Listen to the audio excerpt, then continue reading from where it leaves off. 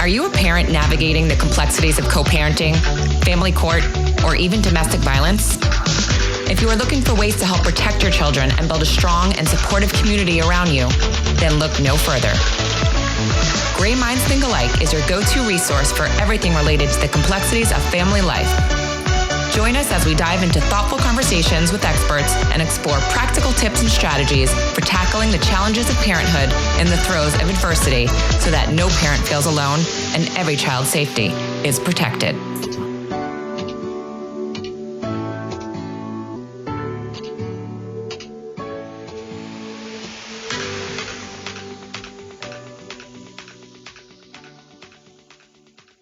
Hi, everyone, and welcome to Gray Minds Think Alike. Today, we are talking with Tina Swithin of One Mom's Battle, a community and resource for all moms fighting to protect their children and themselves in family court, because it really does take a village, and Tina's got one. Tina has been a catalyst in family court reform as she herself advocates what it's like to divorce a narcissist after leaving a toxic marriage and post-separation abuse. Tina is an author, blogger, and speaker, and is responsible for creating Family Court Awareness Month in November, and I am so glad to have her here. I've spoken with Tina and worked with her on getting Family Court Awareness Month here in Broward County recognized, and I follow her on all social media to stay in the loop about what's transpiring in the crazy world of family court nightmares. So thank you so much for joining me today, Tina. It's so nice to finally see you in person. I'm so honored to be here and grateful for what you're doing because it's so needed. Yes, I couldn't think of another way of how to give back to the community that reaches out to me every day with their questions and needs, and they want advice. And I'm just like, I don't have the answers, but what I can do is talk to people that might have some answers to help. And that's the goal here with Gray Minds. Yeah, it's an important conversation. It's something you and I both probably sorely needed when we were going through our battles. And there's no rule book for this. And so these conversations are critical. I guess I would want to start with just tell me everything about One Mom Battle, how it became about, and your background. Yeah, so I started One Mom's Battle. I say I'm the accidental author and activist.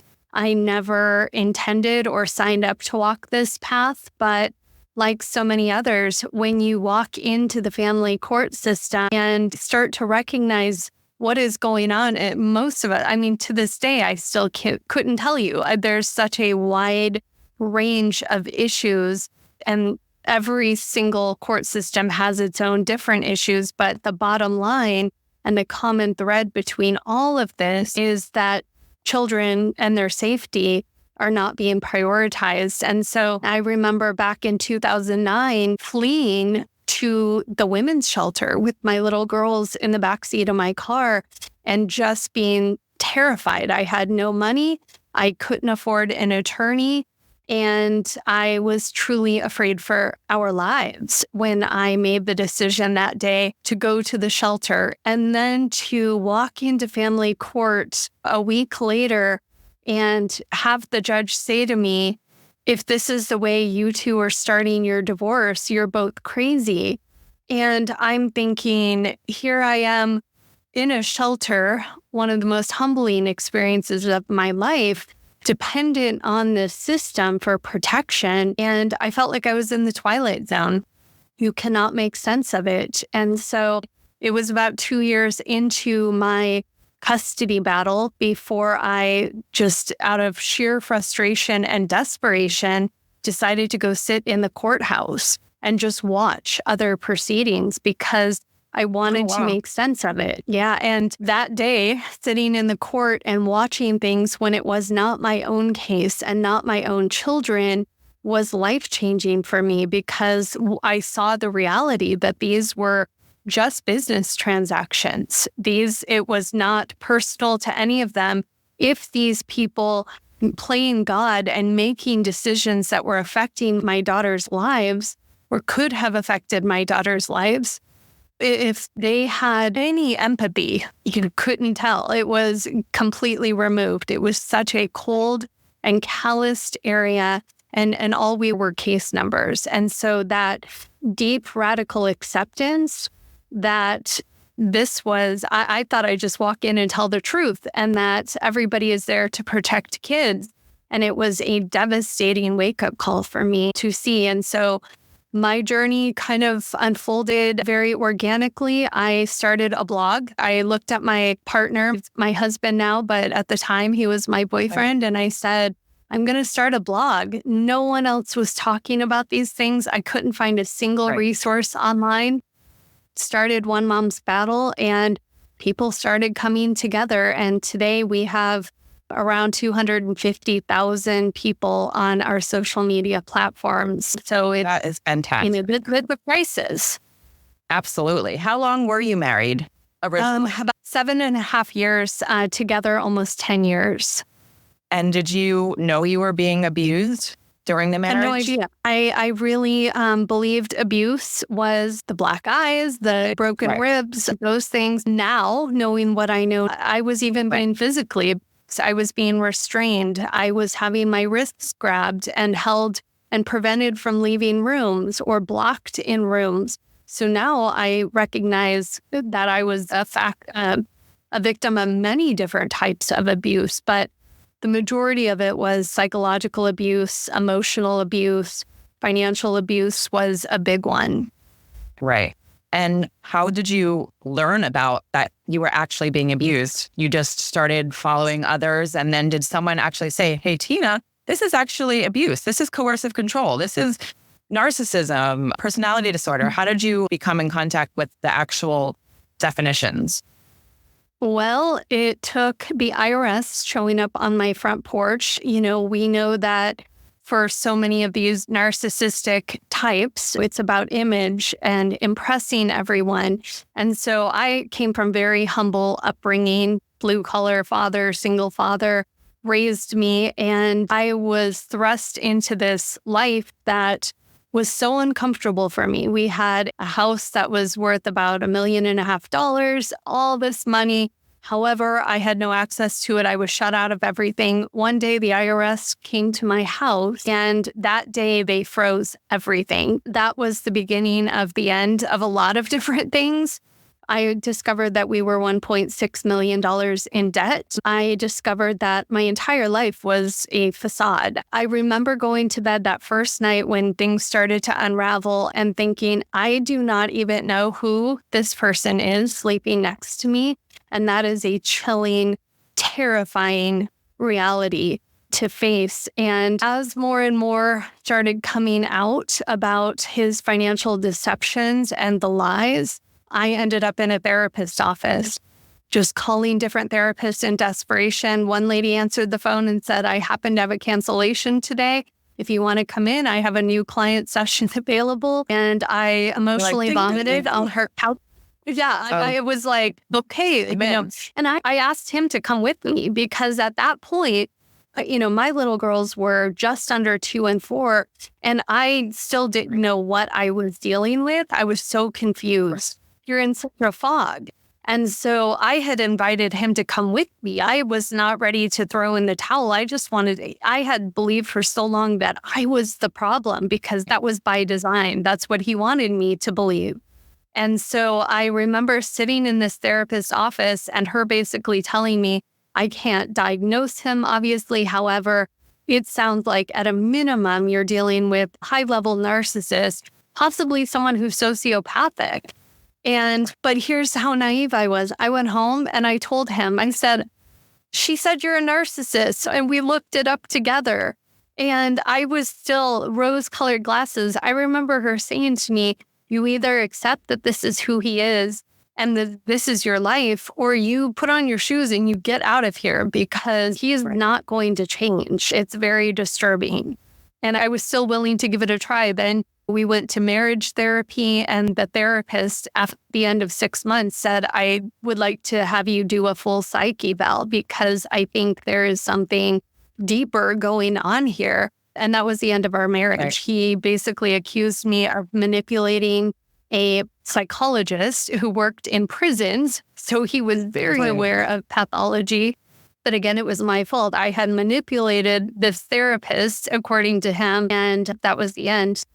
I tried to get a psych eval. It fell and it never went anywhere. It got filed and then it just poof, disappeared. No idea what happened. Well, and I'll tell you, now that I know what I know about family court, I wouldn't even ask for one, because even if you are one of the rare unicorns to get a diagnosis, it's not going to help in family court. They still believe, I've seen men get diagnosed with antisocial personality disorder, basically sociopaths, who still get 50 custody simply because there's no research out there to show what that Nobody means. believes that a personality trait would be as harmful as it is. And it's certainly not considered domestic violence or a violent person because they are narcissistic.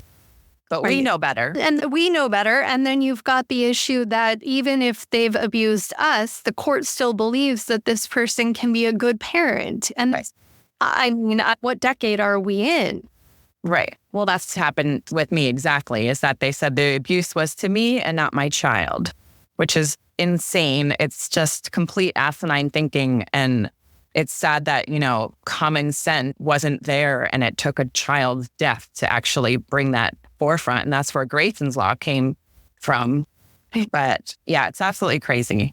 I was going to to piggyback on that. I just sat with a mom in California whose little girl was murdered. It was absolutely preventable just in July. And they actually said to her, he hasn't hurt your daughter yet.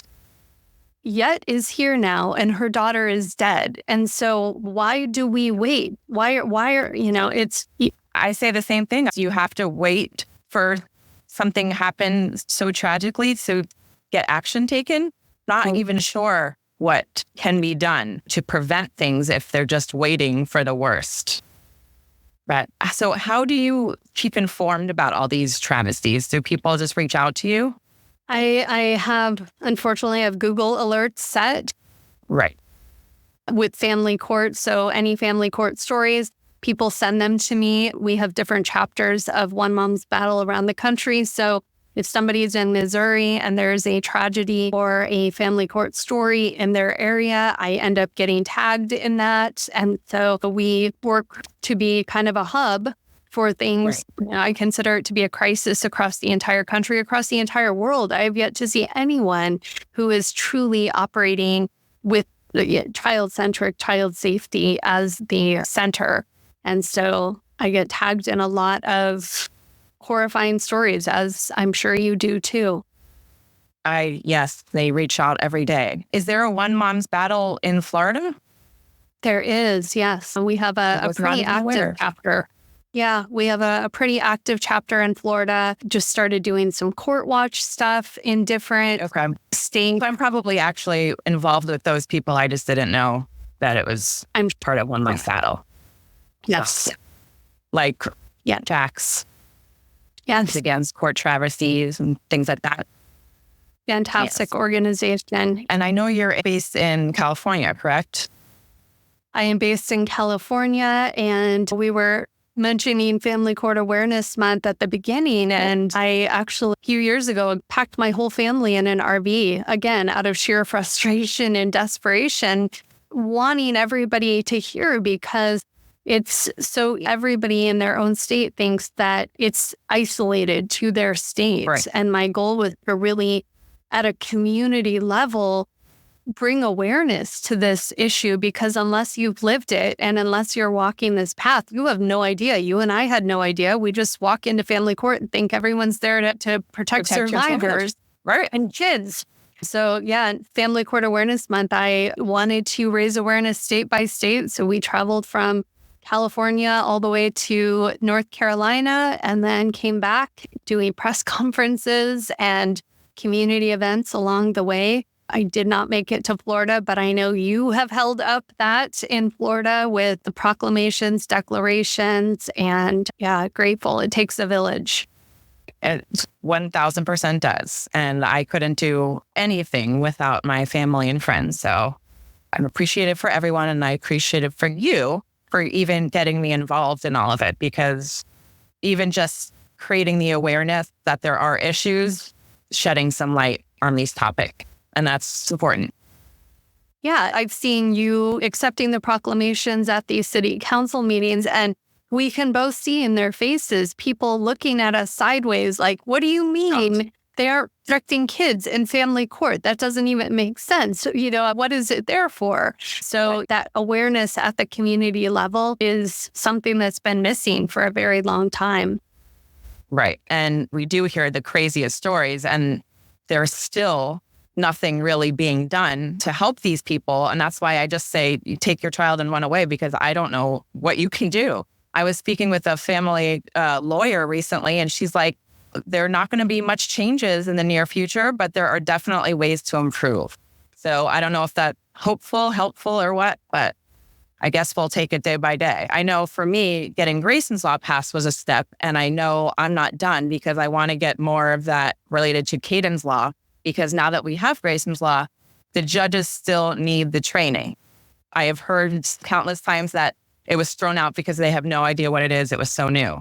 So if we don't have the training in place, then these laws mean nothing. And we need accountability. I believe that a lot of what I try to do is shine a spotlight on these rogue judges who are above the law, and you have no recourse. If they throw it out and don't follow the law, instead of educating themselves, taking it upon themselves, what job can you walk into? What career can you walk into with no training and not want training, especially if you are cradling children's lives in your hands? I would want training. I would be proactive about that training, but we really need a spotlight to publicly shame and call out these judges who are failing our kids. And I try to do that. I don't even know. I would love to put. I had 3 judges touch my case in the weekend Grayson was murdered, and they all denied different things. And I'm pretty sure that the injunction for domestic violence wasn't even read because it was filed about 4 p.m. And then I got the results at 6 p.m. And they were probably just waiting to go to happy hour. It's sick, and they need to be exposed. If I've said multiple times, if I were responsible for a ruling that cost a child his or her life, I would step off the bench. Nobody would have to take me off the bench. I would sit down and I would dedicate every second, every waking moment of my life to ensuring that this never happened again. And so it says a lot. They all sleep at night. Oh, yeah. How do you park up on that bench? I'll never understand it. They all do, and they all have. And the lawyers, the judges, nobody took any accountability. Nobody said, I'm sorry. Nobody reached out to me. Nothing. It's just life goes on, except now Grayson's not in it. Do you feel that since 2009, since this began for you, do you feel like there have been positive reform? I mean, I know Caden's Law is definitely positive. Where do you think it's going? I have more hope right now because the media is finally starting to pay attention. There's documentaries underway. 10 years ago, you couldn't find a single news story on family court. Today, I can barely keep up with the stories. So things are starting to shift in that way. And at this point, that's what gives me hope. I really do believe this is an issue that needs to be hit from so many different angles. Legislation, accountability, the media, every different angle. There is no one-size-fits-all approach. There's not one direction that's going to fix all of this. This issue, the system is working the way it was designed, and that is a fact. Do I think things are better? No, I think things are actually worse. And a lot of that has to do with this scam of the reunification industry, these quacks out there who are peddling the pseudo concept of parental alienation. And that is largely what is responsible for children being sent into abusive situations and children being murdered. The majority of moms I know whose children have been murdered at some point have been accused of parental alienation. And it has developed into the most lucrative industry. These are the big ticket items, is this forcing children into relationships with known abuser. And that has infiltrated every square inch of our court system. I'm one of the lucky ones who did protect my daughters, but had my case been here today, I don't know that I would have custody of my daughters because it would be an alienation case. Right. I was actually just speaking with the investigative recorder about this, and he said in some states, they finally are banning it, but it's only been a couple of states that is true. So I know we all have work to do, and I really hope that they all do get banned because it's absolute insanity. I feel like it's just brainwashing. Oh, it absolutely is. And they are, if alienation were a true thing, they are doing what they are accusing the parent of doing. Right. They are taking children from their safe parent and prohibiting them from contacting their safe parent for a minimum of 90 days. It's typically a year. They are essentially, how do you fight alienation with alienation? If it's so bad, why are they doing it? Right. Yeah, it's definitely hypocrisy in its finest. Yeah. And a lot of money. I feel like everything just boils down to money in the end. Yeah, follow the money, you will find a problem. Yeah. I always say Grayson would be alive today if I had a lot of money, sadly. Aside from parental alienations and the reunification camps, what else have you seen that has really struck out at you? Maybe a common theme from other victims? I think the father's rights movement is the worst thing to happen to family court. Aside from the pseudo concept of alienation was created by a very disturbed man to be used as a legal strategy for fathers who were abusing their children. And that father's rights movement has grown. There is a tremendous amount of money behind it. And I always want to say, I was raised by my dad. Don't start throwing rocks at me. I was raised by my dad. My dad was the healthier of my two parents. I am so incredibly grateful that I was raised by my dad. However, if my dad were still alive today, he would stand with me and say, this is the issue.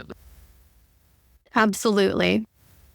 Yeah, all of these fathers' right movements, I was actually parading their Facebook page earlier today, and some of the comments just make me cringe because I see memes they post and things that just talk really badly about women and say, why would fathers want to hurt their children? We love them or something. And it makes me crazy. And then I wrote, well, Grayson's father shot him in the head.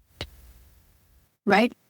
Yeah. And they will still find a way, even without Ali, to say that it's your fault. Like, that is how sick a lot of these groups are.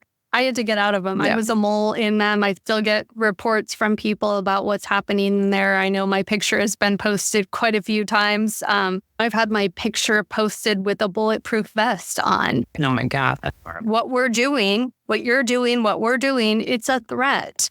You know, we're shining a spotlight into a very dark world. And I continue to say that when all of this is finally exposed, it will go down in history as one of the biggest scandals of our lifetime. I truly believe that. I don't doubt it. I really don't. And now with all these states getting the 50-50 laws, like Florida just passed last year, was presumed 50-50 right from the bat. They don't even look at all the other stuff. I tell people parental rights has no business. Why is this not about children and children's rights? I don't care about your... Just because you have the ability to procreate, you are all of a sudden own a child, and it's insane. Yeah. No, it's insane because Grayson's father wasn't around for my pregnancy or the birth. He wasn't on the birth certificate. He was literally just DNA. And 6 months after Grayson was born, he sued for paternity and got 50% custody. And it was solely just because he can, is what he said. Because he can. Yeah. And what you and I know is it had nothing to do with Grayson. It's about hurting you. It's a continuation of power and control. Oh, yeah. No, he told me straight out. He said, my life mission will be to make you suffer. He said that from day one. And he did. I've seen the text messages you've shared from him, and they come up in my feed every year as a memory because I've shared them. And every single time, it's just chilling that anyone, any so-called professional in the court system could read those and think that this man was healthy enough to put a child in his care ever. Yeah, clearly I was in a family law case time Grayson was alive and nobody did anything about it. And I showed screenshots to the lawyers every day.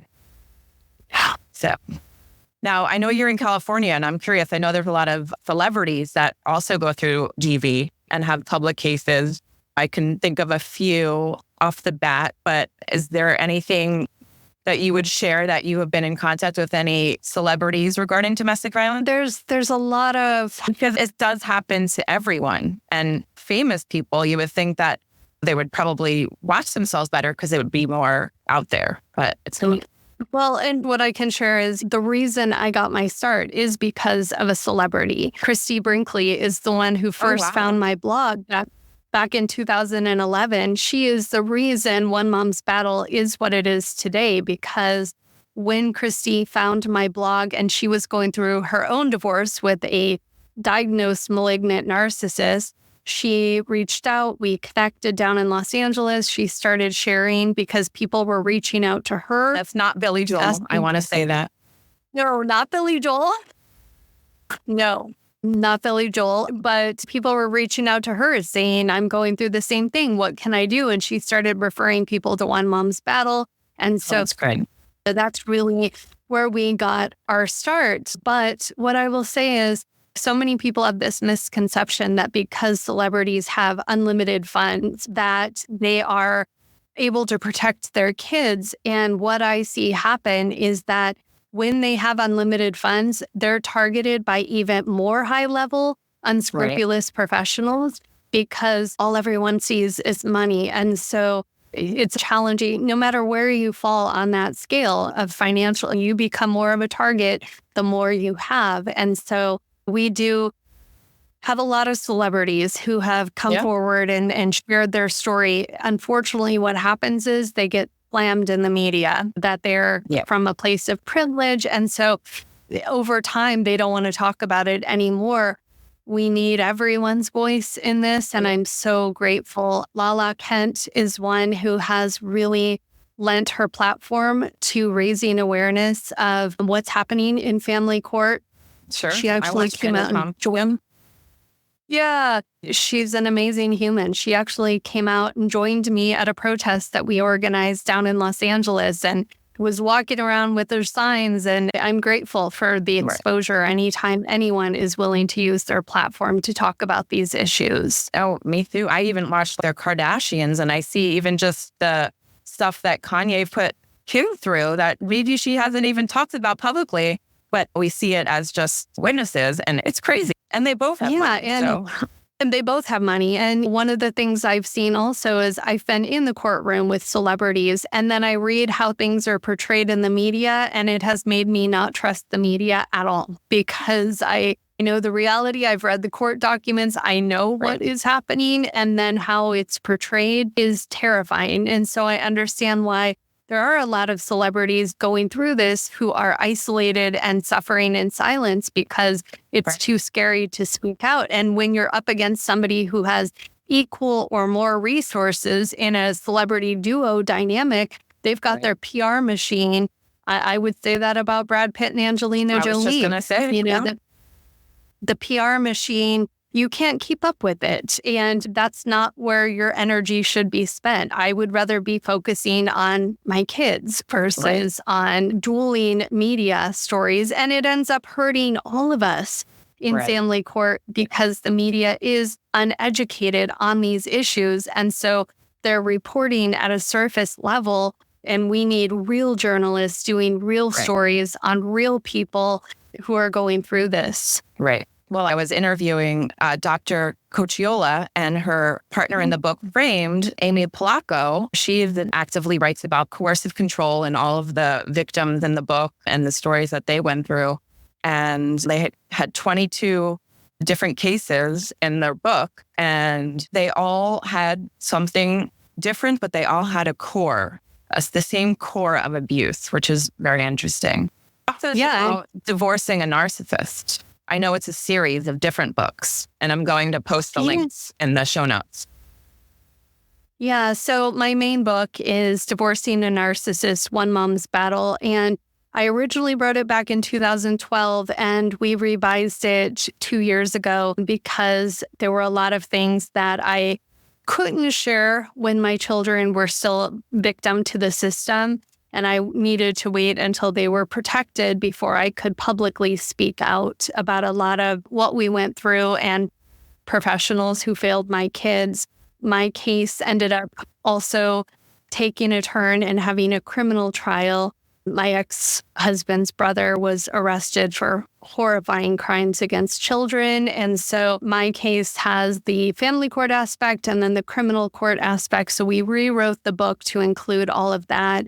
I also have one, Advice from the Battlefield, which has input and suggestions from different people in the family court who are walking this path. The NARC decoder is trying to figure out what their communication is, because we know it can feel crazy making. And then you're under the microscope of family court, how you respond to those things. And so many people make a lot of mistakes there, myself included, and the water gets muddy. So really understanding what their communication is, and then how to keep your peace and present in a way that is your authentic truth and paints you in a positive light for the court. I've written a couple of children's books for kids who are going through these difficult situations, and quite a few books out there now. And that's where my heart is, continuing to create tools and resources for the kids, because they're the ones suffering the most. Absolutely. What are some tips that you can give maybe some women that are in a marriage right now, possibly with a narcissist? Do you have any? Should they just leave? Should they try to work it out? So many people hear the reality of the court system and they say, I'm not leaving. I can protect my kids. Scary.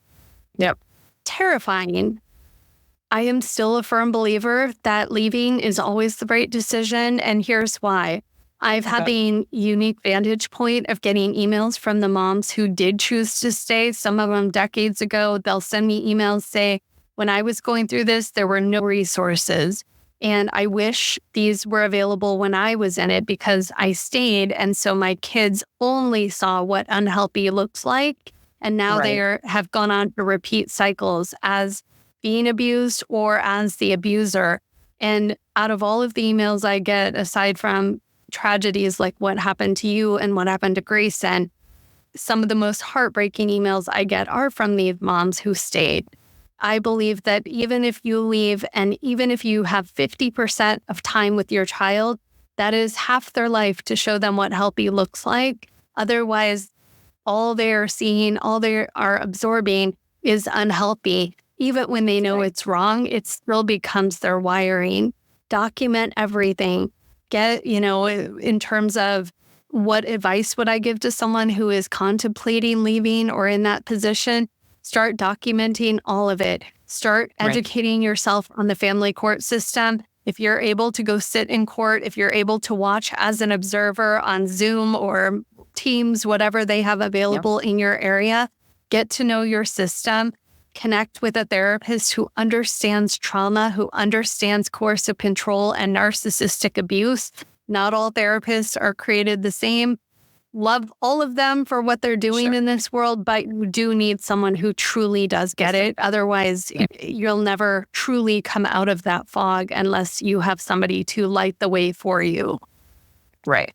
Now, you were the second person that I spoke to that said they just did a podcast with Dr. Ramani. Can you just tell me a little bit about that? About Dr. Ramani in general, she's actually a dear friend of mine. And she and I connected, I want to say about 5 years ago. I got invited to a dinner down in Los Angeles with a group of therapists. And I had huge imposter syndrome going, who am I to go in to sit with all these therapists and mental health professionals? I had no idea who she was. So I'm in my hotel room and I look up the list of who's going to this dinner and I see her name and she's singled out and at the top. And so I Google her and I watched her on the Red Table Talk with Jada Pinkett Smith. And I thought, and it was just to hear her talk to these issues more clear and, hit me more than anything I've ever heard. She gets it at a core level because she's lived it. And this is her life passion and her work. She is one of my favorite people.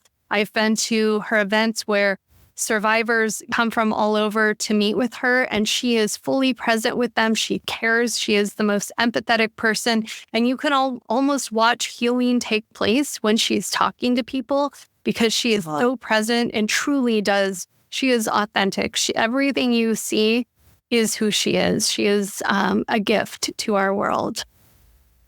That is an amazing tribute, and I hope she hears that. Yes, I'll send it Well, to I her hope to afterward. get in contact with her at some point because, like I said, you're the second person that had mentioned her, and it seems that she has a lot to say about coercive control.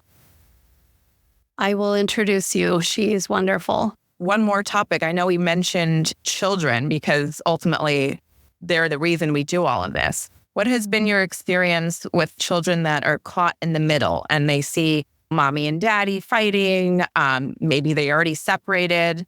What are some tips for the moms to help their children? Now, I'm sure therapy is one of them, but what else can they do? Do they sit down with them and tell them what's going on? For me, my daughters were 2 and 4 when my divorce started, and it's some of the most heartbreaking things. I remember my daughter came home, she was 5, and she was just crying hysterically. And my ex-husband had taken our wedding picture, blown it up 10 by 16, put it up on the fireplace mantle, and taped me over with big blue electrical tape. At 5 years old, that was devastating for her. And so these kids are put in such just, they don't have the life skills to navigate it. I remember just holding my little girl and just saying, you know what, honey, it's okay. Mommy is okay. I am not sad about it. I'm sad for you. I'm sad that you had to see that. I can hear how upset you are. Validating them, meeting them where they are, talking about emotions.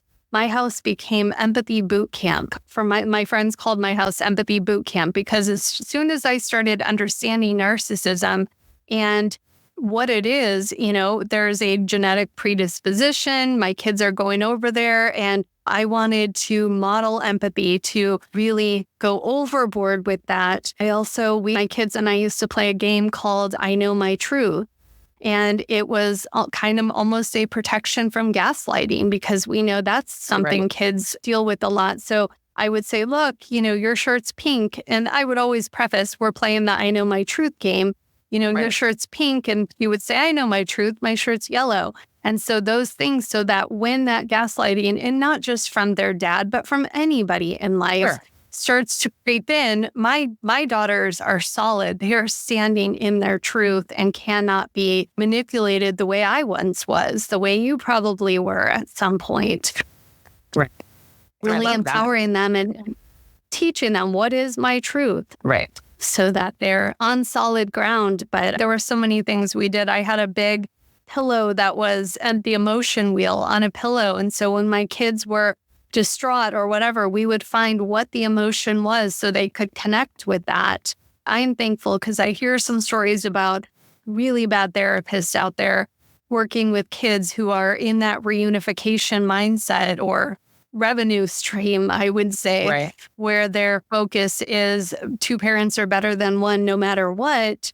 Right. And I, thank God, had therapists who believed my children, who advocated for my children. And I know that isn't common for everybody. So if you can find a solid therapist who is child-focused, it can make all the difference. But if some people can't, either they don't have access to one or they're prohibited by the courts from getting one, I tell them in that situation, go find one and you meet with that person, fill your toolbox so that you can then transfer that with your kids and take those things you're learning.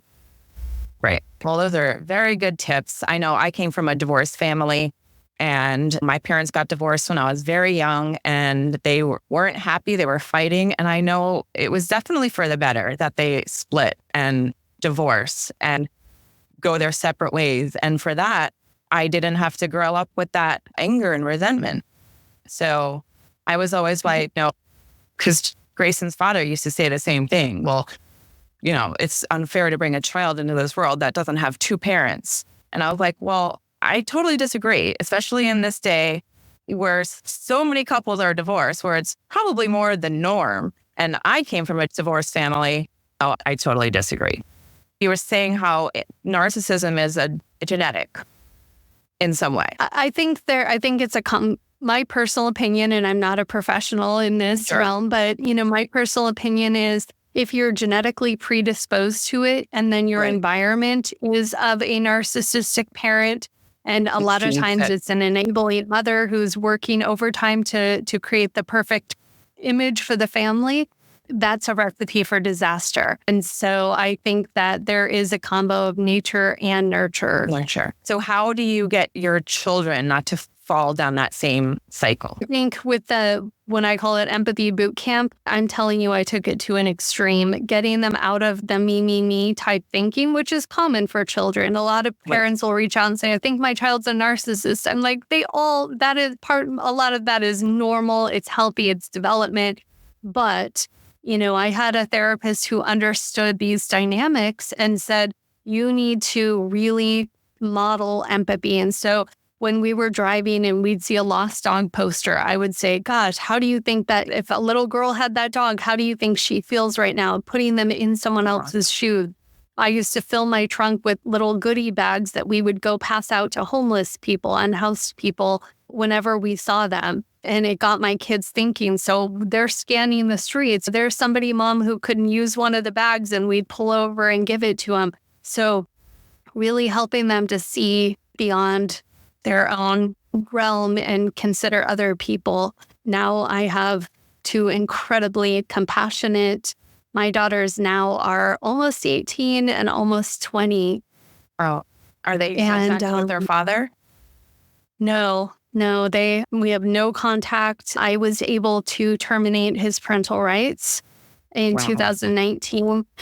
And I had huge fear when my oldest turned 18 that he would reemerge, and he hasn't. She would handle her own if he did. They have no desire to see him or his family. I would support if they did for any reason. My kids know. I will back whatever they want. My stuff is personal. My goal was to protect them before they had a voice while they were little. And at this point, I support whatever they want to do as adults. Yeah, as it should. I mean, they have their own free will and their own minds, but you definitely created the best possible scenario for them. So that's all we can do, I suppose. Well, I thank you so much for talking with all of us. I know our paths have crossed before, and I hope they keep crossing. I'd love to talk with you further. I'm sure there's so many different topics we can chat about along the way. But thank you for all you do and for, enlightening me to this crazy world of family court travesties and nightmares, because it is mind-blowing and it's so important that everyone hears about it. So we thank you for being the trailblazer. Thank you, Ali. You inspire me. Thank you. Thank you.